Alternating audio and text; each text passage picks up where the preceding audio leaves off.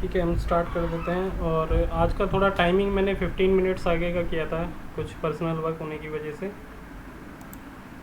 ठीक है, तो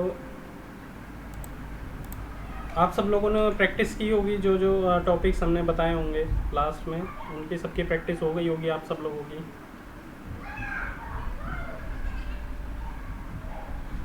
तो इससे आगे बढ़ते हैं। ठीक है, और मेन ये है कि अब हम जो है क्लास का थोड़ा पैटर्न भी हम चेंज करने जा रहे हैं। पैटर्न थोड़ा सा ऐसे चेंज होगा कि जो वीक में हम 4 क्लासेस ही कर रहे होंगे। ठीक है, इस वीक में जो क्लासेस नहीं हो पाई थी, मेरा लैपटॉप ख़राब होने की वजह से नहीं हो पाई थी, तो ये कल ही मेरा लैपटॉप सही हुआ है, तो आज हमने क्लास शुरू की है। तो वीक में हम 4 क्लासेस करेंगे। 4 में से 2 क्लासेस तो मैं दे रहूँगा आप लोगों को, मैं बताऊँगा आपको किस के नए टॉपिक्स के बारे में या जो भी हैं। पर जो बाकी की 2 क्लासेस होंगी, वो क्लासेस वो आपकी तरफ से होंगी। वो आप लोग अपने क्वेश्चंस लेके आओगे। ठीक है, आप लोगों को अपने क्वेश्चन पुट अप करने हैं। आप प्रैक्टिस जो कर रहे हैं, जो जो जो आपको परेशानियां सामने आई हैं, वो शेयर करोगे। ठीक है, तो इससे क्या होगा कि दोनों तरफ से इंटरेक्शन होगा, तो मुझे भी पता लगता रहेगा कि आप लोग कितना सीख रहे हो, या आप जो सीख रहे हो वहाँ पे कोई कमी तो नहीं है, या फिर आप कोई गलत प्रोसीजर तो नहीं फॉलो कर रहे हो। तो वो चीज़ भी ज़रूरी है। ठीक है, ताकि पता लगे कि जिस जिस ट्रैक पे हम जा रहे हैं वो सही है या नहीं है। कहीं ऐसा ना हो कि मतलब हम जो है चलते चले जाएं और फिर उसका कोई बेनिफिट ना हो। ठीक है, तो चीज़ें हम थोड़ी सी चेंज करेंगे। तो आप इसके लिए एग्री हैं, इसमें तो कोई डाउट नहीं होना चाहिए। तो मैं आपकी तरफ से भी थोड़े सजेशन चाहता हूँ कि भाई कि हम इसको किस तरीके से फॉलो करें। तो आप प्लीज़ शेयर करो कि किस तरीके से कर सकते हैं। 5 मिनट का डिस्कशन रखेंगे, फिर अपनी क्लास स्टार्ट कर देंगे। ठीक है, तो बताइए आप लोग। हाँ सर, सही बोल रहे हो आप, ऐसे ही करेंगे। ठीक है, तो ऐसे ही करते हैं। तो और इसमें जो जैसे मैं क्लास दे रहा हूँ, जैसे मान लो मैंने मंडे को क्लास दी। ठीक है, तो फिर मैं नेक्स्ट क्लास कितने दिन के गैप के बाद रखूँ, ताकि आप लोगों की अच्छी प्रैक्टिस हो जाए। एक दिन के गैप के बाद ही कर लो सर, क्योंकि उस दिन भी हम प्रैक्टिस कर लेते हैं और नेक्स्ट डे तो पूरा होता ही है हमारे पास। अच्छा ठीक है, तो जैसे मैंने मंडे को एक क्लास की, फिर वेडनेसडे को हमारा जो होगा वो प्रैक्टिस सेशन होगा एक तरीके से, जिसमें आप लोगों से मैं क्वेश्चन पूछ रहा हूँ, या आप लोग मुझसे पूछ रहे होंगे उस टॉपिक के बारे में। ठीक है। ठीक है, फिर हमारी जो नेक्स्ट क्लास होगी, जब वो सेशन हो जाए, मतलब हमारा प्रैक्टिस सेशन हो जाएगा वेडनेसडे को, फिर हम फ्राइडे को अपनी जो है क्लास करेंगे, और संडे को अपना प्रैक्टिस सेशन रखेंगे। ठीक है, इस तरीके से हम रखते हाँ हैं। सर। ये सर। ठीक है ना। तो ये ओके। शेड्यूल हम फिक्स कर लेते हैं कि मंडे, ठीक है, क्लास, ठीक है, वेडनेसडे प्रैक्टिस, ठीक है, फिर उसके बाद में फ्राइडे। फ्राइडे को क्लास, एंड देन संडे को प्रैक्टिस। ठीक है। ओके। ठीक है, तो ये बेटर रहेगा, मुझे बेटर आइडिया लगता है कि अगर हम इस तरीके से करेंगे तो हो सकता है कि मतलब जो है मैं आपके थोड़ा टच में भी रहूं कि किस तरीके से आप लोग सीख रहे हैं, और कहाँ का प्रॉब्लम है, कहाँ का नहीं है। तो वो चीज़ें भी हम कर सकते हैं। ठीक है, तो ये तो हो गया ये पार्ट। तो हम इसी प्रोसीजर को फॉलो करेंगे और इसी प्रोसीजर के थ्रू हम आगे बढ़ेंगे। ठीक है। नेक्स्ट, अब हम अपना टॉपिक स्टार्ट कर देते हैं। ठीक है, टॉपिक हमने लूप्स के ऊपर काम किया। तो लूप्स के बारे में पढ़ा होगा कुछ लोगों ने, या कुछ लोगों ने नहीं भी पढ़ा होगा। तो बताओ, आज हम क्लास शुरू करें या प्रैक्टिस करें। सर, जो आपने क्वेश्चन दिया था वो तो हो गया था वैसे। हम्म। आपने एक रो और कॉलम छोड़ के फिर दूसरे में करा था, वो ऑफसेट हम्म। लगा दिया था 2,2 का। हम्म। तो वो तो हो गया था, उसमें तो मेरे को डाउट नहीं, किसी और को है तो आप जो सही लगता है कर दीजिए। आप जो बाकी लोग जुड़े हुए हैं उनमें से देखिए, किसी को कोई डाउट हुआ जो प्रैक्टिस की होगी आप लोगों ने, तो या प्रैक्टिस नहीं की है। क्योंकि जो लास्ट क्लास हुई ना, लास्ट क्लास के एंड में एक क्वेश्चन आया था, शायद मुझे नहीं पता वो किसने पूछा था, कि मैं जब भी मैक्रो बनाता हूँ तो हर बार नया मैक्रो क्रिएट हो जाता है। तो फिर उस टाइम में मुझे लगा कि नहीं यार, हम लोग आगे बढ़ते चले जा रहे हैं, और कुछ लोग अभी भी जो है इसको पकड़ नहीं पाए हैं कि एक्चुअल हम कर क्या रहे हैं। ठीक है, तो इसी वजह से मैं सोच रहा हूँ कि हम सब लोग जो है इस तरीके से हम काम करें कि हम मतलब समझ में भी आए, उसका बेनिफिट भी हो। ठीक है, बेनिफिट नहीं होगा तो कोई फ़ायदा है नहीं। तो जो है शायद लक्ष्मण की ही आवाज़ थी अभी। लक्ष्मण को छोड़ के बाकी ये हाँ लोग बताएं कि क्या आज हम प्रैक्टिस सेशन करें या मैं आगे की क्लास लूँ, और फिर आप प्रैक्टिस करोगे, फिर सर, हम जो है एक मुझे भी प्रैक्टिस कोई सेशन डाउट लेंगे। है नहीं। जी सर। मुझे भी कोई डाउट नहीं है sir. Okay okay okay. Loop को तो मुझे क्लैरिटी है। ठीक है ठीक है। तो फिर हम आगे स्टार्ट और करते हैं। लोग, और तो मेरे ख्याल से विजयन सर को भी नहीं होना चाहिए। हम्म। ज्यादा लोग भी नहीं है, लगभग 6-7 लोग ही है। नहीं नहीं देखो उससे, 7 लोग है। नहीं एक्चुअली देखो ऐसा होता है कि जब ये क्लास स्टार्ट हुई थी ना, तो क्लास स्टार्ट हुई तो हाँ लोगों ने मतलब एक इंटरेस्ट में ज्वाइन किया कि भाई चलो करते हैं, ठीक है। बट ये जो टॉपिक जो हम हाँ पढ़ रहे हाँ हैं ना, हाँ वीबीए टॉपिक, वो ऐसा टॉपिक है वो हर एक के लिए नहीं है। हाँ ठीक है, वो सिर्फ कुछ सिलेक्टेड हाँ लोगों के हाँ। लिए है जिनको प्रोग्रामिंग में अपना करियर बनाना है या उस लाइन को उन्हें चुनना है। ठीक है। तो वो तो इंटरेस्ट के समझ हिसाब गए से है। सर। हाँ, इंटरेस्ट के हिसाब से है। अगर देखो आप लोगों को इंटरेस्ट आएगा, समझ में आएगा, तो आप लोग जुड़े रहेंगे। अब हम्म। जिन लोगों को मतलब दूसरी फील्ड में इंटरेस्ट है, यानी जिन्हें एमआईएस करना है या फिर किसी और फील्ड में जाना है उनको, तो फिर उनके लिए वो टॉपिक नहीं है। तो उसमें कोई फ़र्क नहीं पड़ता। अब जो हमारे पास एक्चुअल यूज़र जुड़े हुए हैं वो एक्चुअल वो लोग हैं जिनको पढ़ना नहीं है। नहीं भाई, इस सेंस में बता रहा हूँ, हाँ, बाकी लोगों को कोई डाउट हो तो पूछ सकते हैं। बिल्कुल बिल्कुल। क्योंकि मुझे तो कोई समस्या नहीं है मेरे ठीक। हिसाब से। मैं जिसको जानता हूँ उनको भी ये डाउट नहीं है, इसलिए मैं साथ में बोल रहा हूँ उनको भी नाम लेके। ठीक है, बेटर है, क्योंकि ऐसा है कि अगर आप लोग प्रैक्टिस करते हो तो आप लोग साथ में प्रैक्टिस करो। जैसे मैं साथ में क्लास दे रहा हूँ ना, तो उसी तरीके से आप साथ में प्रैक्टिस भी कर सकते हो जूम पे ही, या कोई थर्ड हाँ और हाँ। कोई थर्ड ऐप है, तो उसमें साथ में प्रैक्टिस करके आप लोग एक दूसरे से कॉन्सेप्ट भी शेयर करोगे तो कॉन्सेप्ट और ज़्यादा क्लियर हो जाएंगे। ठीक है। ठीक है, ठीक तो है सर, हम कोई कंसर्न नहीं। हाँ, तो हम आगे बढ़ते हैं। आगे हम आज पढ़ेंगे इफ़ के बारे में, ठीक है ना, इफ़ एल्स। ठीक है। अच्छा, लास्ट टाइम मेरे ख्याल से ये एक टॉपिक छूटा हुआ था मेरे ख्याल से। कौन सा सर? इ- उसमें आपकी किसमें है? कलेक्शन लूप्स का। और कलेक्शन लूप्स के बारे में पूछ रहे होंगे शायद ये, आप। नहीं नहीं नहीं नहीं, इस सेल वाला, हम्म। इस सेल या सीट करके एक हाँ हाँ, जो वो लूप में कलेक्शन आपने लूप बता ही रहे थे। होते हैं, वो उन लूप्स को हम कलेक्शन लूप कहते हैं। अच्छा वो कलेक्शन लूप्स होते हैं। अच्छा। मतलब कलेक्शन, हम्म कलेक्शन बेसिकली क्या होता है, जैसे कलेक्शन को आप समझो कि मतलब इस टॉपिक के बारे में हम पढ़ेंगे, ठीक है, क्योंकि इफ एल्स का लूप के साथ में भी यूज़ है और फिर कलेक्शन लूप्स का यूज़ है। ठीक है, तो उसमें पढ़ेंगे। मैं कलेक्शन लूप्स के बारे में ठीक थोड़ा सा मैं है। बता देता हूँ कि कलेक्शन लूप होता क्या है। कि कलेक्शन लूप्स जो होते हैं वो होते हैं कि जैसे हम कलेक्शन वर्ड को समझें, तो कलेक्शन क्या होता है कि एक एक चीज़ का एक कलेक्शन, ठीक है, कोई भी कलेक्शन। जैसे मैं कहूँ कि आपके पास आपके घर में जो है वॉचेस का एक कलेक्शन है, ठीक है। किसी के घर पे एक बाइक का एक कलेक्शन होगा, ठीक है। किसी के घर पे जो है शूज़ का कोई कलेक्शन होगा, ठीक है। या फिर आपके पास अगर आप क्रिकेट खेलते हैं तो बैट का कलेक्शन होगा, ठीक है। या फिर आपकी कोई और हॉबी है, जैसे बुक बुक है, आपकी रीडिंग आपकी हॉबी है, तो बुक्स का कलेक्शन होगा, ठीक है। तो ये कलेक्शन, ये किसी भी चीज़ के कलेक्शन की बात कर रहे हैं हम, ठीक है। जैसे वॉच का कलेक्शन है, या बाइक का, शूज़ का, या बुक्स का, ठीक है। तो जैसे मान लो मैं शूज़ का एक कलेक्शन की बात करता हूँ, तो आपके पास अगर शूज़ हैं तो आपके पास मान लेते हैं 5 पेयर शूज़ हैं, ठीक है। तो 5 पेयर शूज़ आपके पास एक जैसे तो होंगे ही नहीं, ये तो कंफर्म है, ठीक है ना, क्योंकि एक जैसे शूज़ लेके तो कोई फ़ायदा है नहीं। तो आपके पास जो 5 पेयर शूज़ होंगे, कोई रेड होगा, कोई ब्लैक होगा, कोई स्पोर्ट शूज़ होगा, या फिर हो सकता है कुछ स्लीपर्स भी हों, ठीक है। तो वो अलग अलग हो गए, पर सबका काम क्या है, सबका काम एक ही है, ठीक है ना। सबका काम एक ही क्या है, पहन के उन्हें बाहर जाना है, यानी हमारे पैरों में पहनने का काम आता है, काम एक ही है।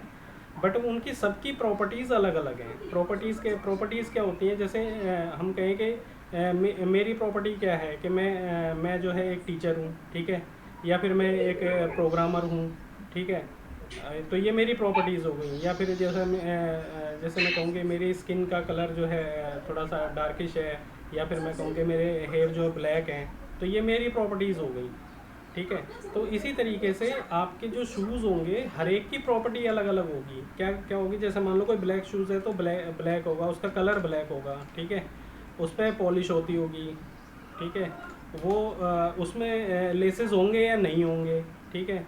उसका सोल किस टाइप का है वो, या फिर आपका जो जूता है वो लेदर का है या नहीं है, ठीक है। तो वो उसकी प्रॉपर्टीज़ हो गई अलग अलग, ठीक है। तो ये एक कलेक्शन की हम बात कर रहे हैं। अब जैसे शूज़ को ही लेते हैं, शूज़ को ही ले करके हम शीट्स पे आ जाते हैं, ठीक है। तो आपकी एक्सेल वर्कबुक के अंदर मान लो 10 शीट बनी हुई हैं, ठीक है। तो शीट तो वो 10 ही हैं, बट क्या 10 की 10 शीट में सेम डेटा होगा या सेम चीज़ें होंगी 10 की 10 शीट में? कभी नहीं होंगी, वो तो फिर कोई बेनिफिट है नहीं। तो क्या होगा कि हर शीट की प्रॉपर्टीज़ अलग अलग होंगी, ठीक है। तो अब उस शीट के कलेक्शन पे हमें काम करना है, तो उसे हम बोलते हैं कलेक्शन लूप्स, ठीक है। तो कलेक्शन लूप्स के बारे में हम पढ़ेंगे नेक्स्ट क्लास में, क्योंकि इसमें आपको थोड़ा सा मुझे बताना पड़ेगा क्लासेस के बारे में भी, ऑब्जेक्ट के बारे में भी, मेथड्स के बारे में भी, प्रॉपर्टीज़ के बारे में भी, ठीक है। तो ये सारी चीज़ें इसमें आएंगी। तो जब ये चीज़ें आएंगी तो ये टॉपिक थोड़ा सा लंबा चलेगा, और जो इफ एल्स का जो टॉपिक है वो छोटा टॉपिक है, आज ही ख़त्म हो जाएगा वो, ठीक है। और हम उसको लूप के अंदर भी यूज़ करना सीख जाएंगे इफ एल्स को, ठीक है। तो फिर हम आएंगे कलेक्शन लूप्स के ओके ऊपर, सर। ठीक है। तो इसलिए और मैं इच लूप भी ओके इसमें सर। कवर होता है? जी सर, फॉर ईच लूप भी कलेक्शन ऑफ लूप में आएगा? बिल्कुल बिल्कुल। जब हम फॉर ईच की बात करते हैं तो फॉर ईच, जैसे फॉर ईच क्या शीट्स इन वर्कशीट्स, ठीक है ना, या वर्कबुक, सॉरी।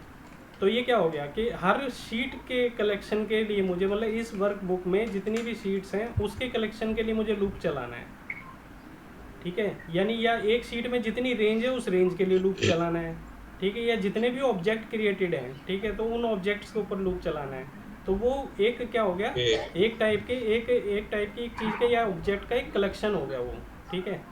तो उसे कलेक्शन लूप्स ही कहते हैं उसे, ठीक है। तो कलेक्शन लूप्स पढ़ेंगे तो टॉपिक कोई नहीं छूटेगा, ठीक है। पर एक स्टेप बाय स्टेप टॉपिक को हम कवर करेंगे तो वो बेटर होगा थोड़ा सा, क्योंकि इसमें ये होगा कि चीज़ें हम जो है स्टेप बाय स्टेप समझेंगे। जैसे हमने स्टार्टिंग से रेंज किया, फिर उसके बाद में शीट्स के ऊपर आए, फिर उसके बाद वेरिएबल्स, तो वो एक स्टेप है, एक प्रोसेस है, उस प्रोसेस के थ्रू चलते हैं, ठीक है। कोई दिक्कत नहीं है सर। ठीक है, वो टॉपिक सारे कवर होंगे, उसमें कोई प्रॉब्लम नहीं है, ठीक है। हम अब आते हैं इफ एल्स के ऊपर। मैं इसलिए क्वेश्चन राइज किया था, हाँ, लास्ट क्लास में आपने बताया हाँ था लास्ट क्लास में मैंने आपको बताया था, पर लास्ट क्लास में मैंने ये ये भी क्लास, बोला था नेक्स्ट कि क्लास में ये लेंगे ऐसा हाँ बता हाँ रहे थे, हाँ, इसलिए बिल्कुल मैंने बिल्कुल पूछा था। बिल्कुल, हाँ, कि इस टॉपिक को हम बाद में ओके लेंगे, हाँ बिल्कुल, okay collection sir, no problem. ठीक है। तो इफ एल्स के ऊपर आते हैं। तो इफ एल्स आपको पता ही है कि आपने जब एक्सेल यूज़ करते होंगे तो इफ़ लगाते होंगे, ठीक है ना, इफ़ कंडीशन आप लगाते होंगे। और एल्स कंडीशन क्या होती है कि इफ़ अगर ये वैल्यू है तो ठीक है, नहीं तो ये वैल्यू, ठीक है। जैसे हम एक प्रैक्टिकल सिनेरियो में बात करें कि जैसे मैं घर से कोई सामान लेने जाता हूँ, तो मतलब घर से कोई सामान लेने गया तो उन्होंने घर से कह दिया कि ये सामान देखो 50 का आएगा, और 50 का नहीं आया तो 60 में भी ले आना, ठीक है। तो क्या हो गया कि इफ़ मतलब जो आप परचेज करने जा रहे हो उसकी cost no above than 50, then 60 तक का लेके आना है, नहीं तो आपको 50 तक का लेके आना है। तो यानी एक कंडीशन हमने दे दी, कोई भी काम करते टाइम हमने एक कंडीशन दे दी कि ये कंडीशन अगर ये अप्लाई नहीं होगी तो दूसरी कंडीशन, ठीक है। अब जैसे हम प्रैक्टिकल सिनेरियो में देखते हैं, अपना वीवी एडिटर हम खोल लेते हैं,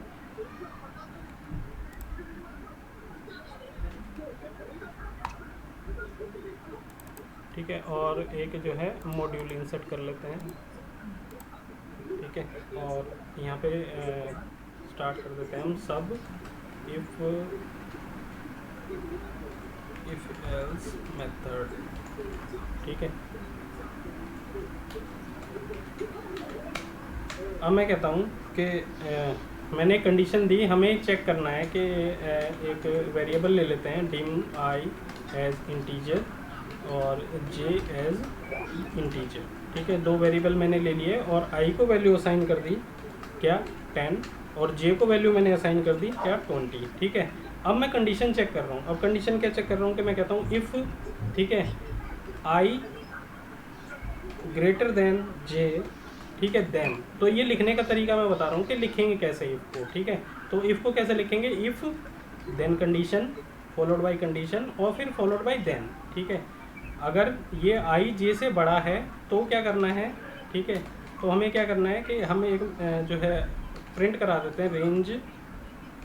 अब ये एक्शन हो रहा है, ठीक है। कंडीशन के बाद हमने पहले कंडीशन दी, देन फिर एक्शन के रेंज हम कहेंगे 10 is greater than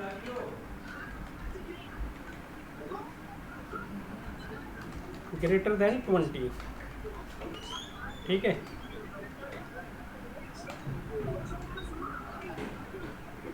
ten is greater than 20, और या फिर हम कहेंगे एल्स, ठीक है। अगर ये नहीं है, ठीक है, अगर ये कंडीशन ट्रू नहीं है तो फिर मैं क्या कहूँगा कि 10 इज़ लेस देन 20, ठीक है। और फिर इफ़ को हम कर देंगे एंड इफ़ से क्लोज, ठीक है। तो ये लिखने का तरीका है। इफ़ एल्स की कंडीशन को हम कैसे लिखेंगे कि इफ़ अगर कंडीशन, ठीक है, इफ़ के बाद कंडीशन फॉलोड बाय देन, और फिर आपकी स्टेटमेंट, जो भी स्टेटमेंट आपकी होगी, अगर वो ट्रू होती है तो ठीक, नहीं तो फिर एल्स, ठीक है, और फिर रेंज, मतलब सॉरी एल्स में फिर आपकी कंडीशन और एंड इफ, ठीक है। तो इसको हम जब रन करते हैं, ठीक है, तो अब देखो step by step, sorry range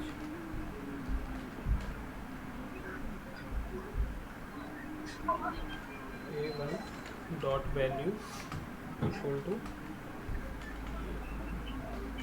अब क्या है ना, डिफरेंट प्रोग्रामिंग लैंग्वेज में काम करते रहते हैं तो दिमाग घूमता रहता है, ठीक है। अब हम इसको रन करते हैं, इसको 1 बाई 1 आई और जे, ठीक है, दोनों को वैल्यू असाइन हो गई। अब उसने चेक किया कि आई जे से बड़ा है, क्या बड़ा है, नहीं है, ठीक है, तो वो एल्स कंडीशन में आ जाएगा, और इसे एल्स कंडीशन में आकर के उसकी वैल्यू वो प्रिंट कर देगा, ठीक है। तो इस तरीके से हमने इफ़ एल्स का यूज़ किया। इफ़ एल्स में आप चाहो तो एल्स कंडीशन ना भी दो तो भी शायद इधर चलता है, ठीक है। हम इसको रन करके देखते हैं, ठीक है, चल रहा है सिंपल। वो कंडीशन चेक करेगा और एंड इफ कर देगा, ठीक है। तो यानी आपने अगर आप चाहते हो कि मैं एक ही कंडीशन दूं, ठीक है, और दूसरी कंडीशन यानी एल्स वाली कंडीशन मैं दूं ही ना। अगर एल्स वाली कंडीशन क्या होती है कि अगर ये कंडीशन फॉल्स हो गई, तो अगर ये वाली कंडीशन फॉल्स हो गई, ठीक है, तो फिर ये चलाओ, यानी अब किसी भी कंडीशन में हमें ये चलाना है उसके बाद में, ठीक है। तो ये हो गया आपका इफ़ एल्स। इफ़ एल्स को इस तरीके से यूज़ करते हैं, ठीक है। इफ़ एल्स में अब एक चीज़ और मैं दे देता हूँ कि मैं यहाँ पे एक वेरिएबल और ले लेता हूँ एन एज इंटीजर, और एन को मैं दे देता हूँ, ठीक है, 30, ठीक है। अब कंडीशन हम कैसे लिखेंगे, अब कंडीशन हम मल्टीपल कंडीशन भी इसमें दे सकते हैं, ठीक है। अब मल्टीपल कंडीशन कैसे देंगे कि मान लेते हैं कि जे ग्रेटर देन आई, ठीक है, and J greater than N, ठीक है। अगर जे आई से भी बड़ा है और एन से भी बड़ा है, ठीक है, तो फिर हम क्या कह देंगे, यहाँ पे वैल्यू दे देते हैं कि 20 is biggest value in variables में, ठीक है। एल्स हम क्या कहेंगे कि more than 20 value is also available in the variables, ठीक है। तो ये कंडीशन चेक हो गई। अब इसमें क्या हुआ कि दो कंडीशन चेक हो गई, ठीक है।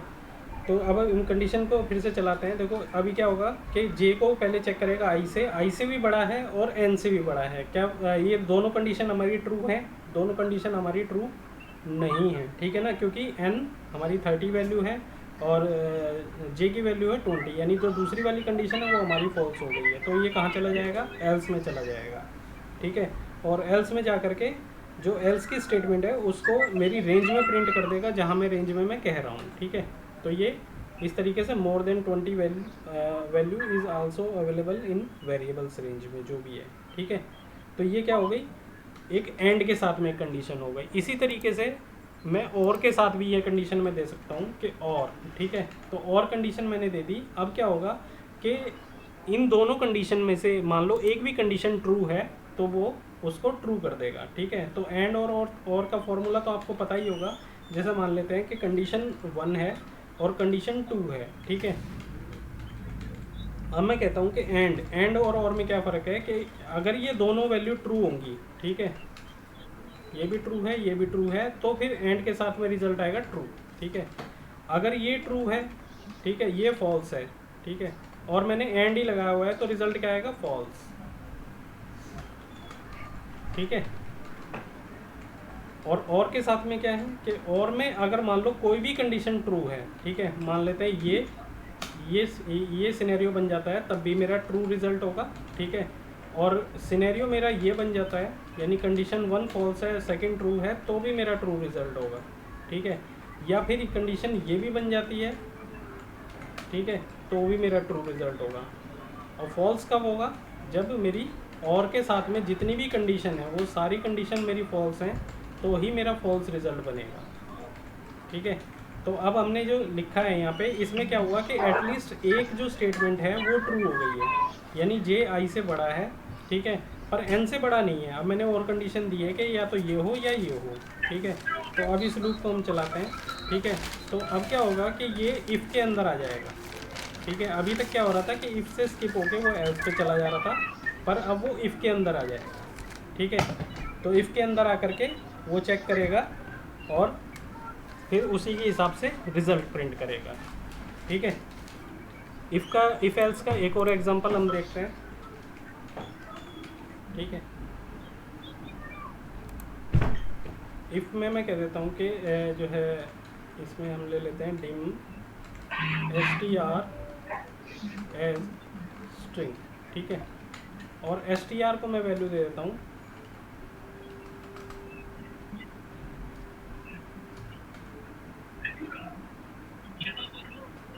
यस। ठीक है, ठीक है, और मैं यहाँ पे इफ़ के साथ में, यानी एक स्ट्रिंग का एग्जांपल मैं आपको दिखा रहा हूँ। str इक्वल टू क्या हो, str की वैल्यू अगर यस है, ठीक है, देन, ठीक है, देन आपको क्या करना है कि मैसेज बॉक्स प्रिंट करो। ठीक है, मैसेज बॉक्स में लिखो कि value string value is yes. ठीक है, इसी तरीके से एल्स में मैं दे दूंगा कि मैसेज बॉक्स में string value is not yes. ठीक है, अब हम इसको रन करते हैं, तो str की वैल्यू क्या होगी? यस। ठीक है, तो ये वैल्यू यस है, यानी इफ़ के अंदर वो जाएगा और मैसेज बॉक्स को पॉपअप कर देगा। ठीक है, अब क्या वो इफ़ के अंदर अगर मान लो इफ़ एल्स में कोई भी एक स्टेटमेंट अगर ट्रू हो जाती है, तो वो उस ब्लॉक को वहीं बंद कर देता है, उसके बाद आगे नहीं चलता कि वो एल्स में भी कंडीशन चेक करेगा। एल्स में कंडीशन चेक नहीं करेगा वो। ठीक है, वो इफ़ में ही कंडीशन चेक करके एल्स में नहीं जाएगा और सीधा एंड इफ़ कर देगा जहाँ पे उसकी कंडीशन ट्रू हो गई है। ठीक है, तो इस तरीके से इफ़ एल्स का यूज़ होता है। अब इफ़ एल्स में क्या होता है कि जैसे हमने लूप में ही पढ़ा कि फॉर के अंदर एक और लूप हमने फॉर लूप लगाया, उसी तरीके से इफ़ के अंदर भी नेस्टेड इफ़ होता है। ठीक है, तो नेस्टेड इफ़ कैसे होता है? नेस्टेड इफ़ में देख लेते हैं कि हमने कहा कि str की वैल्यू अगर येस है तो देन येस करो। अब मैं कहता हूँ कि इसमें मैं नो भी दे सकता हूँ, तो नो के लिए मुझे लिखना है नो और कैंसिल दोनों दे सकता हूँ, कुछ भी वैल्यू दे सकता हूँ। ठीक है, तो मैं कहूँगा यहाँ पे एल्स इफ़। ठीक है, यहाँ पे फिर से इफ़ लिखूँगा। अगर मैंने इफ़ लिख दिया तो फिर मुझे कंडीशन देनी पड़ेगी str इक्वल टू नो। ठीक है, देन, ठीक है, मैसेज बॉक्स को प्रिंट करो एल्स इफ़ दोनों, ये इसका सिंटेक्स इस तरीके से है, एल्स और इफ़ को दोनों को साथ लिखना पड़ेगा। ठीक है, str is equal to no, then message box में मैं लिखूँगा कि स्ट्रिंग वैल्यू इज़ नो। ठीक है, और फिर उसके बाद में एल्स कंडीशन। ठीक है, एल्स कंडीशन क्या होगा कि जब इनमें से कोई भी वैल्यू ट्रू नहीं होगी तो फिर मेरा सबसे बाद में एस चलेगा। ठीक है, तो स्ट्रिंग या फिर अनआइडेंटिफाइड स्ट्रिंग। ठीक है, ये मैसेज बॉक्स में प्रिंट कर दो। ठीक है, अब हम जाते हैं यहाँ पे, हम कैंसिल कह देते हैं कि कैंसिल करो। ठीक है, कैंसिल में str को एक वैल्यू देता हूँ। अब मैं रन करता हूँ। ठीक है, तो येस है तो वो नहीं है तो ये अगले वाले में जाएगा, एल्स इफ में जाएगा। एल्स इफ में देखेगा कि नो है, ठीक है, तो नो नहीं है फिर उससे आगे जाएगा, तो एल्स में जा करके इस मैसेज बॉक्स को प्रिंट कर देगा अनआइडेंटिफाइड स्ट्रिंग। ठीक है, तो इस तरीके से हम नेस्टेड इफ इसमें लिख सकते हैं। ठीक है, क्लियर हो गया आप लोगों को कि इफ़, खाली इफ़ के साथ भी हम जो है नॉर्मल हम इफ़ ब्लॉक लिख सकते हैं, इफ़ के साथ में हाँ एल्स हेलो कंडीशन भी फॉल्स। दे सकते हैं और एल्स इफ भी लिख सकते हैं। उसके साथ साथ इसमें आप कितनी भी कंडीशन दे सकते हो, कंडीशन एंड करके और करके, ठीक है, कोई भी कंडीशन आप इसमें दे सकते हो और उसके हिसाब से अगर ये कंडीशन ट्रू होती है तो अंदर मेरी कैलकुलेशन होगी। ठीक है, अब एक एग्जांपल हम लेते हैं, जैसे मैं ले लेता हूँ एक रेंज ले लेता हूँ। ठीक है, 1 2 3 4 5 6 7 8 9 10। ठीक है, ये मैंने एग्जांपल ले लिया। अब मैंने एग्जांपल कहा, इस एग्जांपल में मैंने कहा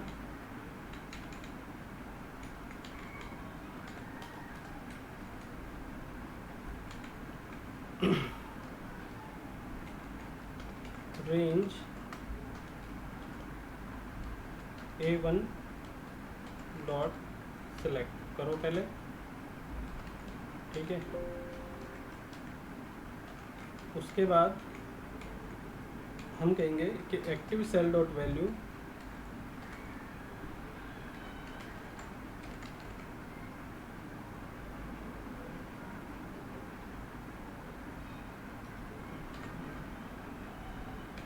active cell dot value mode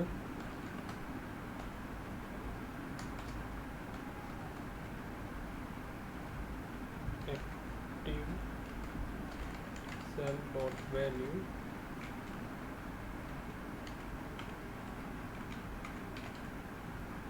mode 2।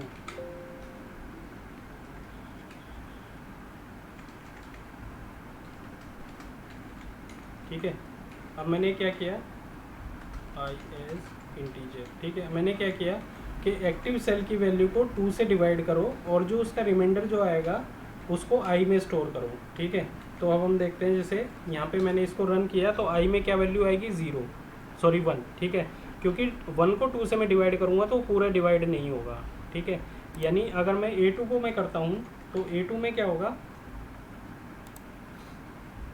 अब हम चलते हैं तो A2 में मतलब A2 की वैल्यू को 2 से वो डिवाइड करेगा। एक्टिव सेल की वैल्यू, इसकी वैल्यू क्या है 2। ठीक है, और 2 से डिवाइड करेंगे तो फिर रिमाइंडर क्या होगा, 0। ठीक है, तो इससे क्या होगा कि इससे हम पता लगाएंगे कि कौन सा मेरा नंबर इवन है या ऑड नंबर है। ठीक है, अब इसी के ऊपर हम लूप चलाते हैं। ठीक है, और इफ एल्स कंडीशन को यूज़ करते हुए लूप चलाते हैं। अब हम लूप चलाएंगे। ठीक है, अब लूप के साथ में हम अपनी इफ एल्स कंडीशन यूज़ करेंगे कि for I is equal to 1 to 10। ठीक है, ये हमने लूप चला दिया जे एज इंटीजर, और ये हम कंडीशन यहाँ से हम हटा देते हैं अभी। ठीक है, अब ये लूप चल गया। अब इसमें मैं कहूँगा कि रेंज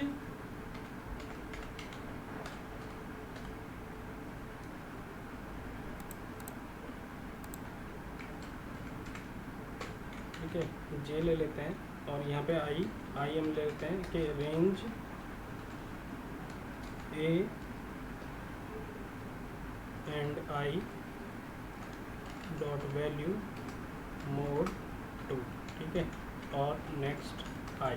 ठीक है, अब आई में क्या वैल्यू आएगी, 0 या 1 आएगा। अब मैं इफ़ कंडीशन लिखनी शुरू कर दूँगा। अब मैं कहूँगा कि इफ़, ठीक है, इफ़ मैं लिखूँगा आई इक्वल टू 0 देन, ठीक है, देन मैं क्या कहूँगा कि range B and I dot value is equal to, मैं कह दूँगा कि इवन वैल्यू। ठीक है,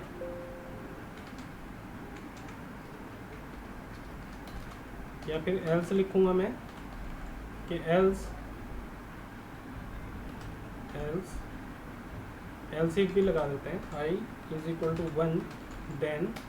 ठीक है, और रेंज बी आई की वैल्यू मैं क्या कर दूंगा कि अगर 1 आएगा तो क्या होगी, वो ऑड वैल्यू होगी।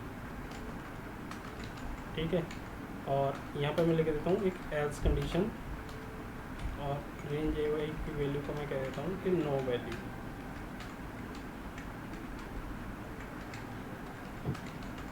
ठीक है, और यहाँ पे मैं एंड इफ कर देता हूँ, इफ़ को एंड कर दिया। अब देखो आप किस तरीके से हुआ कि जो लूप चल रहा है रेंज में एजे नहीं होगा? जी सर बताइए आप क्या पूछ रहे हैं। हेलो चलिए चलते हैं हम। ठीक है आपका क्वेश्चन आप पूछ लेना जो भी आपको क्वेश्चन होगा। कंपाइल एरर नेक्स्ट जे से हम लूप चला रहे हैं तो यहाँ पे जे लिखेंगे। ठीक है और अब हम रन करना शुरू करते हैं, यानी 1 से स्टार्ट हो गया। तो अब ए आई की वैल्यू क्या है 1। ठीक है तो अब आई की वैल्यू क्या होगी, मोड निकालेंगे तो 1 होगी। ठीक है तो अब ये कंडीशन अरे ये रेंज में बी आई यूज किया है तो ये जे नहीं होना चाहिए, ए जे बी जे। हाँ हाँ सही करेक्ट कह रहे हो आप, करेक्ट यू आर करेक्ट।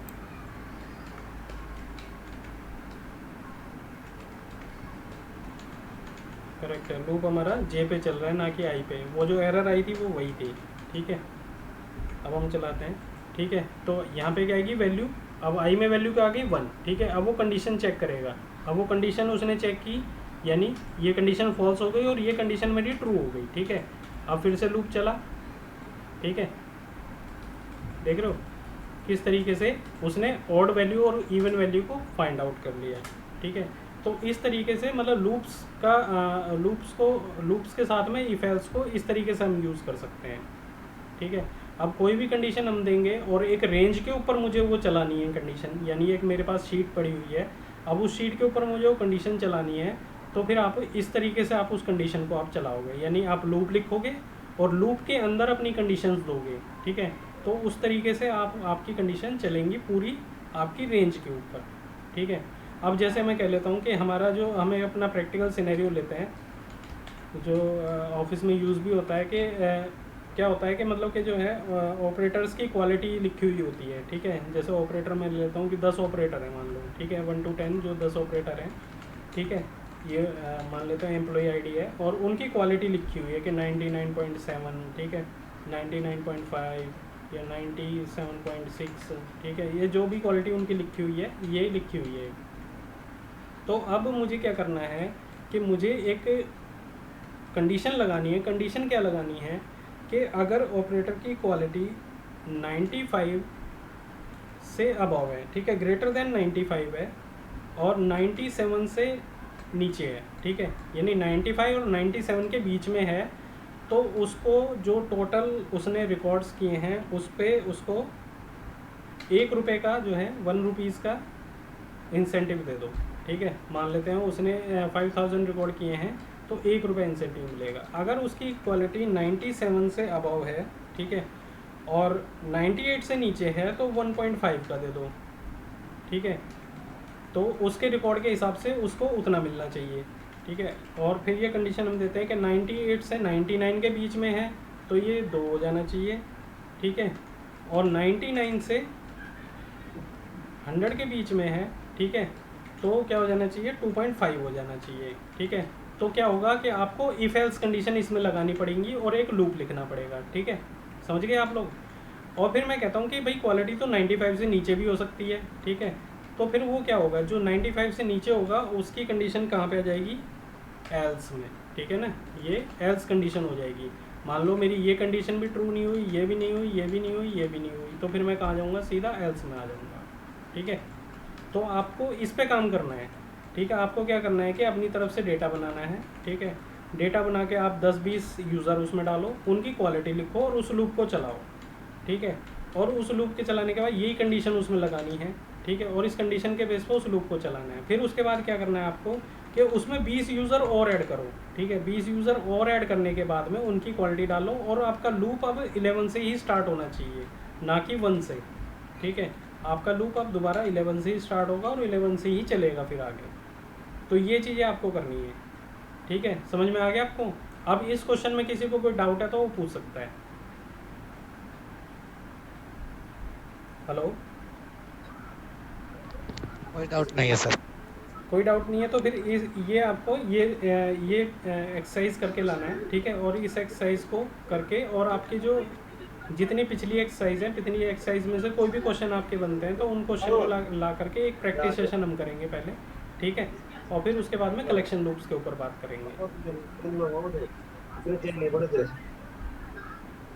ठीक है, तो आप क्वेश्चन आप अपनी तरफ से भी बना सकते हैं। मैंने तो एक सिंपल मतलब एक क्वेश्चन मैंने बना के दे दिया जो मुझे समझ में आया कि ऐसा लाइव सिनेरियो हमारे साथ होता है, तो उसके बेस पे मैंने क्वेश्चन आपको बना के दे दिया। क्वेश्चन आप अपनी तरफ से भी बना सकते हैं। ठीक है, ठीक है कि और किसी का कोई डाउट है इसके अंदर?